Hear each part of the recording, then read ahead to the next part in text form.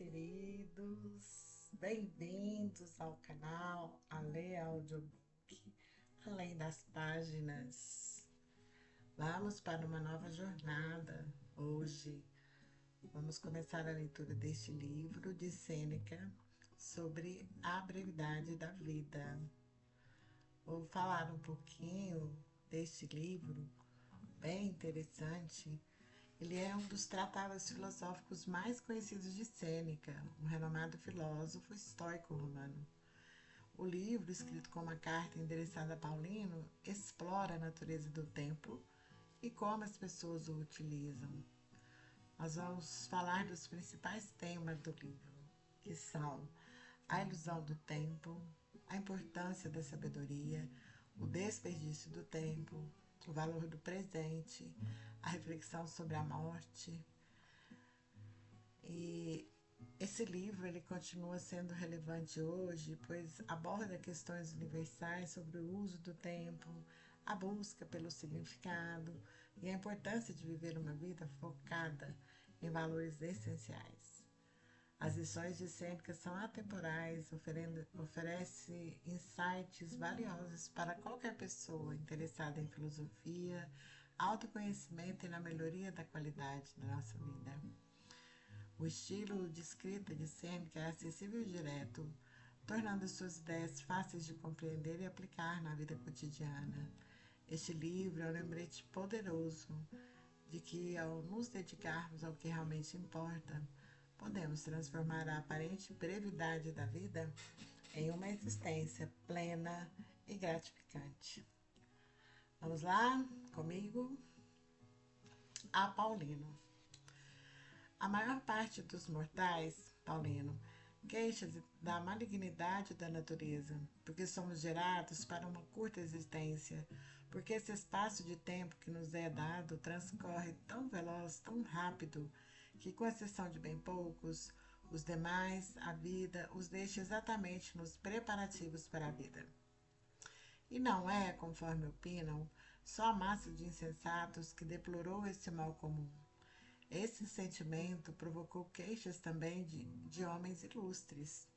Daí aquela conhecida frase do maior dos médicos: a vida é breve, a arte é longa. Daí também o questionamento de Aristóteles, nada conveniente para um homem sábio, quando protesta contra a natureza pelo fato de ela ter concedido aos animais uma vida tão longa que eles podem durar 5 ou 10 gerações, e ao homem, criado para tantas e importantes realizações, ter estabelecido um limite tão inferior. Não dispomos de pouco tempo, mas desperdiçamos muito. A vida é longa bastante e nos foi generosamente concedida para a execução de ações as mais importantes, caso toda ela seja bem aplicada. Porém, quando se dilui no luxo e na preguiça, quando não é despendida em nada de bom, somente então, compelidos pela necessidade derradeira, aquela que não havíamos percebido passar, sentimos que já passou. É assim que acontece. Não recebemos uma vida breve, mas a fazemos. Dela não somos carentes, mas pródigos. Tal como amplos e magníficos recursos, quando vêm para o mal detentor, são dissipados no instante, ao passo que, por mais modestos que sejam, se entregues a um bom guardião, crescem pelo uso que se faz deles. Assim também a nossa existência é bastante extensa para quem dela bem dispõe. Por que nos queixamos da natureza? Ela se revelou benigna. A vida será longa se souberes utilizá-la. No entanto, um é dominado por avareza insaciável, outro por um empenho laborioso em tarefas inúteis. Um vive impregnado de vinho, outro se entorpece na preguiça. Esse se vê esgotado por uma ambição sempre dependente de julgamentos alheios. Aquele, um desejo irrefreável de comerciar o conduz por todas as terras e todos os mares na esperança de lucro. A cobiça de feitos militares atormenta alguns, sempre empenhados em levar perigo a outros ou inquietos pelo próprio. Há os que, por voluntária servidão, se consomem na veneração ingrata de seus superiores. Muitos se detiveram na busca da sorte alheia ou na lamentação da sua. A grande maioria, que nada persegue ao certo, foi lançada a novos projetos por sua frivolidade volúvel, inconstante e descontente consigo mesma.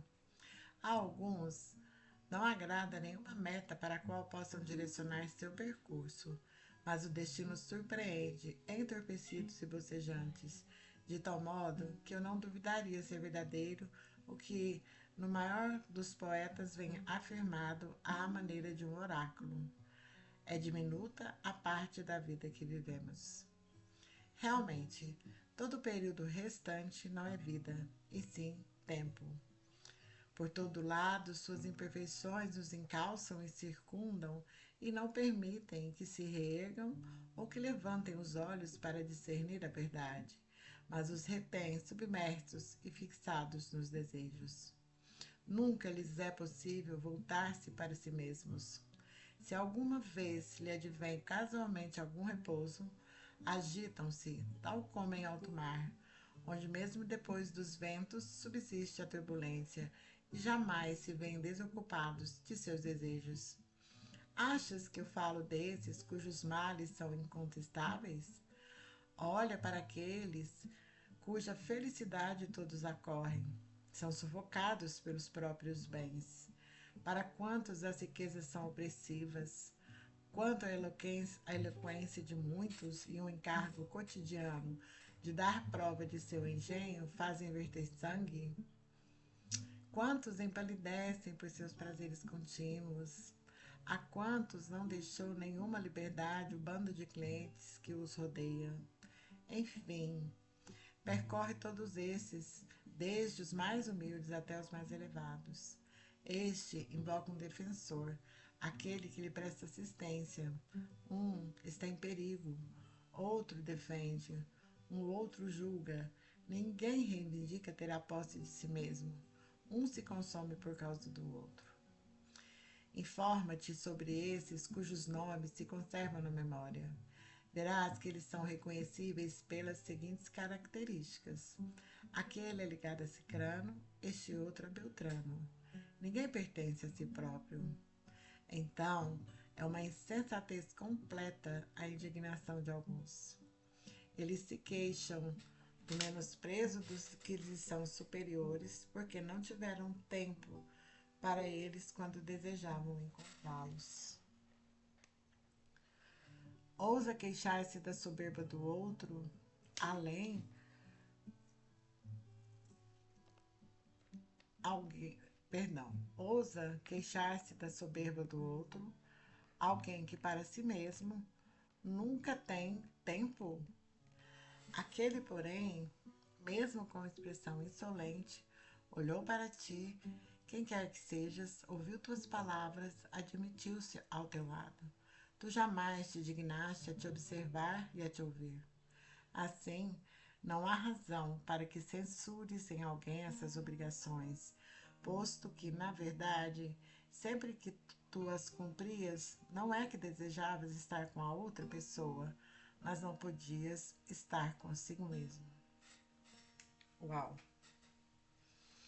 É possível que todos os talentos que alguma vez brilharam nisto concordem unânimes. Nunca ficarão estupefatos o bastante diante dessa turvação das mentes humanas. Não tolero que suas prioridades sejam ocupadas por ninguém, e se há uma pequena disputa sobre a medida de seus limites, recorrem a pedras e armas. Já em suas vidas, consentem que outros se instalem e até mesmo introduzem eles próprios os que vão ser os possessores dela. Não se encontra ninguém que queira repartir seu dinheiro. Já a sua vida, quanto cada um a distribui entre muitos, são mesquinhos na retenção do patrimônio, mas, tão logo se trate de gastar tempo, são extremamente pródigos com a única coisa em relação à qual a avareza é honrosa. Eu gostaria de abordar uma pessoa dentre as mais idosas da seguinte maneira. Vemos que tu chegaste a um estágio avançado da vida humana. Pesam-te nas costas 100 anos ou mais. Vamos, Faz o cômputo de sua existência. Calcula quanto desse tempo um credor, quanto um amante, quanto um rei, quanto um cliente te subtraiu, quanto uma desavença conjugal, quanto o castigo dos escravos, quanto o obrigatório ir e vir pela cidade. Acrescenta as doenças que nos causamos por nós mesmos, acrescenta também o tempo que se perdeu sem uso. Verás que tu tens bem menos anos do que eras. Repassa na memória, sempre que estiveste seguro de uma decisão tua, quão poucos dias decorreram tal como havias planejado, em que momento estivesse disponível para ti, quando tua face manteve expressão normal, quando tua alma se manteve impassível, que a obra realizasse em uma vida tão longa. Quantas pessoas saquearam sua vida sem que tu percebestes o que perdias, quando te subtraiu uma tristeza inútil, uma alegria tola, uma cupidez voraz, uma conversa fútil, quão pouco te foi deixado do que era teu. Compreenderás que estavas morrendo prematuramente. Qual é então a causa disso? Viveis como sempre havereis de viver. Nunca vos ocorreu vossa fragilidade. Não observais quanto tempo já transcorreu. Desperdiçais como se de uma fonte plena e abundante, quando, nesse ínterim, exatamente aquele dia que é doado a uma pessoa ou a uma tarefa, talvez seja o último. Tendes medo de tudo como mortais, desejais tudo como imortais. Tu vais ouvir muitos dizendo assim: a partir dos 50 anos vou me retirar. Aos 60 me liberarei de minhas obrigações. E quem tomas como fiador de uma vida tão longa? Quem irá aceitar que as coisas se passem tal como dispões? Não te envergonha reservar para ti essas sobras de vida e destinar ao aprimoramento da alma apenas esse tempo que não poderias empregar em mais nada? Quanto é tardio começar a viver só quando é hora de terminar. Que estúpido esquecimento da condição mortal adiar para os 50 e os 60 anos as decisões sensatas e então querer começar a vida num ponto até o qual poucos chegaram. De homens, os mais poderosos e elevados a uma alta posição, verás escaparem palavras pelas quais desejam e louvam o tempo disponível para si mesmos e o preferem a todos os demais bens. Por vezes desejam descer daquele fausto, desde que se possa fazer em segurança. De fato, mesmo que nada ataque ou abale, a fortuna por si mesma desmorona sobre si. O divino Augusto, que os deuses elevaram mais do que a nenhum outro, não deixou de solicitar repouso para si e de pedir afastamento da administração pública. Toda a conversa sua sempre esteve voltada para este ponto, que ele esperava retirar-se. Porém, ele se distraía de suas fadigas com este doce consolo, mesmo que falso, o de que um dia haveria de viver para si. Em uma carta enviada ao Senado, na qual prometera que seu repouso não estaria livre de uma função dignitária, nem seria discrepante de sua glória anterior, encontrei as seguintes palavras: mas isso pode ser mais ilusoriamente prometido do que realizado.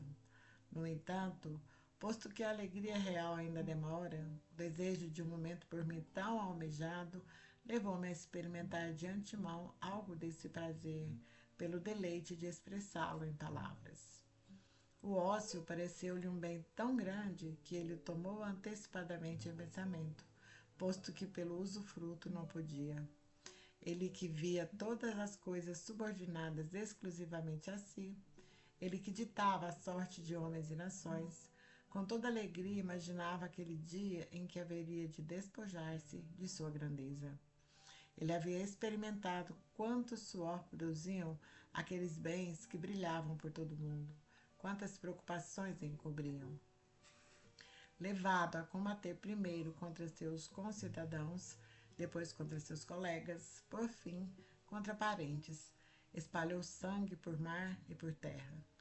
Depois de ter circulado em guerra pelas províncias de Macedônia, Sicília, Egito, Síria, Ásia Menor e por quase todas as regiões do império, ele direcionou para guerras externas os exércitos cansados do morticínio entre romanos. Enquanto pacifica os Alpes e doma inimigos que vieram a se integrar à plena paz imperial, enquanto estende as fronteiras além do Reno, do Eufrates e do Danúbio, na própria Roma, afiavam-se contra ele as espadas de Murena, Cepião, Lépido, Ignácio e de outros. Não havia ainda escapado das insídias desses opositores quando sua filha e tantos jovens nobres, entregues ao adultério como que a uma prática devocional, aterrorizavam sua idade já avançada e ainda Iulo e de novo uma mulher em temível união com o Antônio. Mal havia extirpado essas úlceras junto com os próprios membros, outras brotavam por baixo. Tal como em um corpo com excesso de sangue, sofria-se sempre uma hemorragia em alguma parte. Assim, ele ansiava por retiro, em cuja esperança e projeção se acalmavam seus sofrimentos. Esse era o voto daquele que podia satisfazer todos os votos.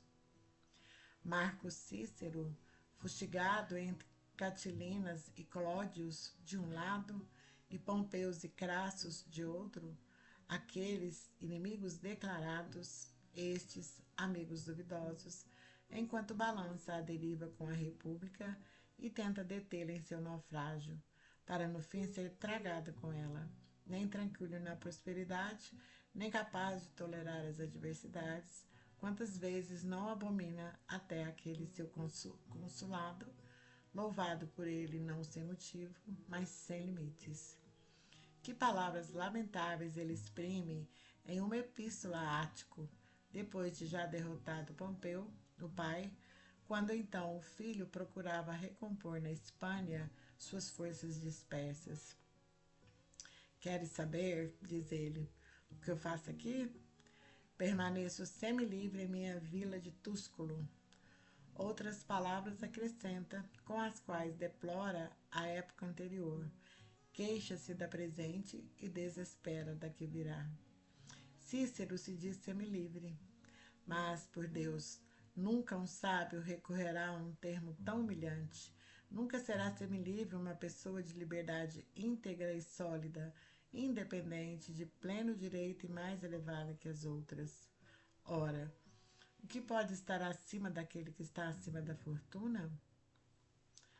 Lívio Druso, homem atuante e enérgico, depois de fazer aprovar leis revolucionárias maléficas como a dos Gracos, sob apoio maciço de enorme grupo vindo de toda a Itália, sem ver claramente uma saída para sua política, que nem podia fazer avançar, nem, uma vez iniciada, era livre para abandonar, segundo se conta, execrava sua vida desde o início agitada, dizendo que só a ele nunca havia acontecido de ter alguns dias de descanso, nem mesmo quando rapaz. De fato, ainda adolescente e vestindo a pretexta, ousava fazer recomendações sobre réus diante dos juízes e exercer sua influência no fórum, de modo realmente tão eficaz que há notícia de ele ter ganhado algumas causas. Onde não iria dar tão prematura ambição? Era possível saber que essa audácia tão precoce resultaria em um mal enorme, fosse privado ou público. Assim, tarde ele se queixava de nunca ter tido férias, sendo desde rapaz sedicioso e molesto no fórum. Discute-se se ele causou a própria morte.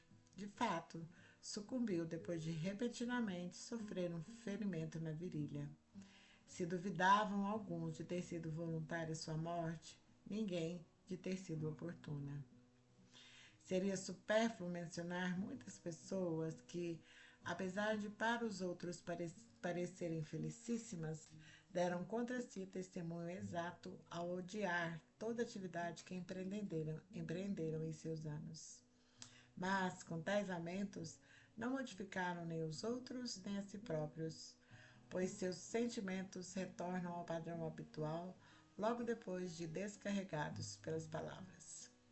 Mas por Deus, vossa vida, ainda que se estenda por mais de 1000 anos, estará confinada em um período muito estreito. Já os vícios não deixarão de devorar época alguma. De fato, é forçoso que logo vos escape esse espaço de tempo que é dilatado por via da razão, ainda que por natureza ele corra. Realmente, não podeis apanhar, nem reter ou retardar a mais veloz de todas as coisas. Contudo, permitis que ela se vá como algo supérfluo e renovável. Ora, à frente de todos, coloco aqueles que não têm tempo para nada, exceto para o vinho e os prazeres, pois ninguém tem ocupação mais torpe. Outros, mesmo quando dominados por uma imagem vã de glória, ao menos se equivocam faustosamente. Ainda que me enumere homens avarentos ou iracundos, ou os que se obstinam em ódios injustos ou em guerras, todos esses erram com bastante virilidade. É desonrosa a degradação dos que se devotam ao ventre e aos prazeres. Examina o tempo total dessas pessoas. Olha quanto dele empregam em fazer cálculos, quanto em armar ciladas, quanto em recear, quanto em adular, quanto em ser aduladas, quanto as ocupam os processos judiciais, seus e dos outros, quantos jantares, que já se incluem entre seus deveres. Verás como nem seus males, nem seus bens não lhe permitem tempo nem de respirar. Enfim, é consenso que nenhuma atividade pode ser bem exercida por um homem ocupado, nem eloquência, nem estudos liberais, dado que seu espírito sobrecarregado não absorve nada de modo mais profundo, mas rejeita tudo como se lhe tivesse sido imposto. Nada é menos peculiar do homem ocupado do que viver. Não há coisa mais difícil de saber do que viver. São comuns e numerosos os que professam outros conhecimentos, alguns dos quais até mesmo crianças parecem ter tão perfeitamente aprendido que também podem ensinar. É preciso, durante toda a vida, aprender a viver, e o que talvez cause maior admiração, é preciso, durante toda a vida, aprender a morrer. Muitos homens, dos mais importantes, tendo se desvencilhado de todos os seus entraves, posto que haviam renunciado a riquezas, cargos, prazeres, até o fim de seus dias, trataram apenas disto, de saber viver. E, no entanto, muitos deles deixaram a vida depois de confessar que ainda não tinham tal conhecimento, de modo que menos ainda o têm esses outros que mencionei. Acredita-me, é próprio de um grande homem, daquele que está acima dos erros humanos, não permitir que tomem nada de seu tempo, e é por isso que a vida dele é muito longa, porque todo o tempo que lhe esteve disponível foi inteiramente reservado para si. Dele, nada ficou sem uso e ocioso, nada esteve na dependência de outra pessoa, pois ele não encontrou nada que fosse digno de permutar por seu tempo, sendo dele um guardião bastante parcimonioso. Assim, o tempo foi para ele suficiente, mas é forçoso que tenha faltado para aqueles de cuja vida muito foi levado por uma multidão. Nem é o caso de pensares que eles, por vezes, não se dão conta de seu dano. Certamente ouvirás muitos desses que suportam o peso de uma grande prosperidade, vez por outra exclamarem, no meio de um bando de clientes, ou de ações processuais, ou de outras honrosas misérias: não tenho o direito de viver. Como poderias tê-lo? Todos aqueles que te invocam para si furtam-te de ti. Aquele réu, quantos dias teus auferiu? Quantos aquele candidato? Quantos aquela velha, cansada de enterrar seus herdeiros? Quantos aqueles que se fingem de doente para atiçar a cobiça dos que captam testamentos? Quantos aquele amigo poderoso que vos tem com vistas não à amizade, mas a seu séquito? Repito, faz o balanço e confere os dias de tua vida. Verás que te sobraram bem poucos e residuais. Há quem, depois de obter a magistratura que cobiçara, anseia por deixá-la logo, dizendo: quando é que vai acabar esse ano? Outro patrocina os espetáculos públicos que ele muito apreciou lhe terem sido sorteados e então indaga: quando me livrarei disso? Aquele outro é um advogado disputado por todo o fórum e o faz lotar com grande multidão para além de onde pode ser escutado. Quando, diz ele, é que virá o período de recesso? Cada um apressa sua vida e sofre a ânsia de seu futuro e o tédio do presente. Mas aquele que emprega todo o tempo em seu proveito, que dispõe cada dia como se fosse o último, nem anseia pelo dia seguinte, nem o teme. De fato, que o novo deleite já poderia trazer uma hora qualquer, tudo lhe é conhecido, tudo foi por ele experimentado até a saciedade. Do restante, a fortuna disponha como quiser. A vida dele já está em segurança. É possível acrescentar-lhe algo, mas nada subtrair, e acrescentar-lhe, assim como a quem já está saciado e cheio, o alimento que ele pega sem desejar. Então, não há motivo para pensares que alguém viveu longamente só por causa dos cabelos brancos ou das rugas. Ele não viveu longo tempo, mas existiu longo tempo. É como se pensasses que navegou muito, que em uma terrível tempestade surpreendera na saída do porto, impelindo-o para um lado e outro sob ventos furiosos de diversas direções, e fazendo-o deslocar-se em círculo pelos mesmos lugares. Ele não navegou muito, mas foi fustigado. Fico sempre admirado quando vejo alguns solicitar no tempo de outros e estes, aos quais se solicitou, o concederem muito facilmente. Ambos levam em conta aquilo para o que se solicitou o tempo, mas nenhum dos dois o próprio tempo. É como se fosse nada o que se solicita, nada o que se concede. Joga-se com a coisa mais preciosa que existe. Engana-os, porém, o fato de tratar-se de algo incorpóreo, o fato de não ser aparente aos olhos, sendo-lhe por isso atribuído muito pouco valor, ou mesmo valor quase nulo. As pessoas recebem com muito prazer pensões e auxílios, e nisso colocam seu empenho, atenção ou cuidados. Ninguém valoriza o tempo. Usam-no com toda displicência, como se nada valesse.